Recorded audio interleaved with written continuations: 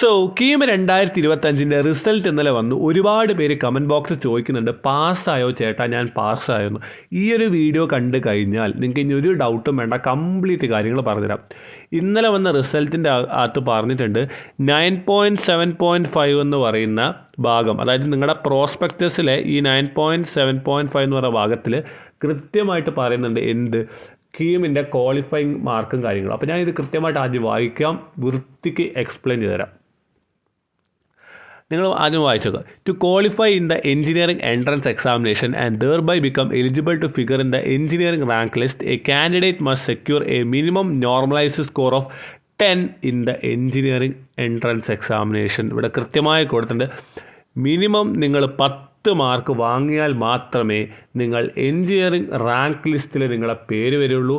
അതോടെ നിങ്ങൾക്ക് അലോട്ട്മെൻറ്റ് പ്രോസസ്സിലൊക്കെ പങ്കെടുക്കാൻ പറ്റുള്ളൂ. നിങ്ങളുടെ മാർക്ക് 10നേക്കാൾ താഴെയാണെങ്കിൽ നിങ്ങൾ ഫെയിലാണെന്നാണ് അർത്ഥം. Candidates who does not secure the minimum stipulated score will not find a place in the rank list. അപ്പോൾ ചുരുക്കി പറഞ്ഞാൽ പണ്ട് പറഞ്ഞ പോലെ തന്നെ 10 മാർക്ക് നിങ്ങൾക്കുണ്ടെങ്കിൽ അല്ലെങ്കിൽ അതിൽ കൂടുതലുണ്ടെങ്കിൽ നിങ്ങൾ പാസ്സാണ്, നിങ്ങളുടെ എഞ്ചിനീയറിംഗ് റാങ്ക് ലിസ്റ്റ് നിങ്ങളുണ്ടാവും. ഇല്ലാതെ നിങ്ങൾക്ക് അലോട്ട്മെൻറ്റ് കാര്യങ്ങളിൽ പങ്കെടുക്കാൻ പറ്റില്ല നിങ്ങൾക്ക് 10നേക്കാൾ കുറവാണെങ്കിൽ. ഒരു കാര്യം പറയാം, SC/ST ഒരു എക്സംഷൻ ഉണ്ട്. അവർക്കിങ്ങനെ മിനിമം 10 മാർക്കിൻ്റെ ആവശ്യമില്ല. പക്ഷേ മിനിമം ഒരു ക്വസ്റ്റ്യൻ പോലും എഴുതാത്തത്, അറ്റ്ലീസ്റ്റ് 1 ക്വസ്റ്റ്യൻ കറക്റ്റായിട്ട് ആൻസർ ചെയ്യാത്തവനാണെങ്കിൽ അയാൾ ഡിസ്ക്വാളിഫൈ ചെയ്യുന്നത്. SC/ST ഫുള്ളായിട്ട് രക്ഷപ്പെടാൻ പറ്റില്ല. പക്ഷേ 10 മാർക്ക് എന്ന് വെച്ചാൽ 10 മാർക്ക് അവർക്ക് വേണ്ട, പക്ഷേ ഒരു ക്വസ്റ്റ്യനും എഴുതിയിരിക്കണം, ഇല്ല തന്നെ അയാൾ ഡിസ്ക്വാളിഫൈ. അപ്പം സാധാരണ അതർ ദാൻ SC/ST കാറ്റഗറി പെടുന്ന ആൾക്കാരുടെ അവസ്ഥ പറഞ്ഞു കഴിഞ്ഞാൽ മിനിമം 10 മാർക്ക് വേണം നിങ്ങൾക്ക് പാസ്സാവാൻ. സോ ഇനി ഞാൻ പറയാൻ പോകുന്നത് വെച്ചാൽ നിങ്ങൾക്ക് ഒരു കോളേജ് പ്രഡിക്ടർ കാണിച്ചു തരാം. നിങ്ങൾക്ക് ഇൻട്രസ്റ്റ് ഉണ്ടെങ്കിൽ നിങ്ങളുടെ അപ്രോക്സിമേറ്റ് റാങ്ക് എത്ര വെച്ച് അടിച്ചാൽ നിങ്ങൾക്ക്. അപ്പോൾ കമൻറ്റ് ബോക്സിലും ഡിസ്ക്രിപ്ഷനിലും കൊടുത്ത ലിങ്ക് വെച്ചിട്ട് കോളേജ് ദോസിൻ്റെ കോളേജ് പ്രഡിക്ടറിലോട്ട് പോവുക.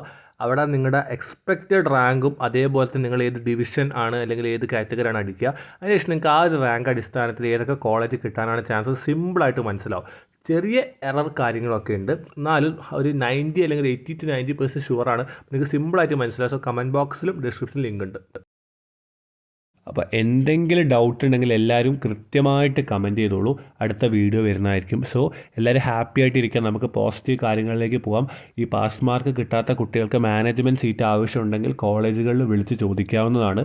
സോ ഇത്രയും എനിക്ക് ഇന്നത്തെ വീഡിയോയിൽ പറയാനാണ്. സോ ഇതുപോലത്തെ ഇൻഫോർമേറ്റീവ് കാര്യങ്ങൾക്കായിട്ട് ചാനൽ സബ്സ്ക്രൈബ് ചെയ്യുക. So stay with the channel and be with the channel. It's for you, not for me.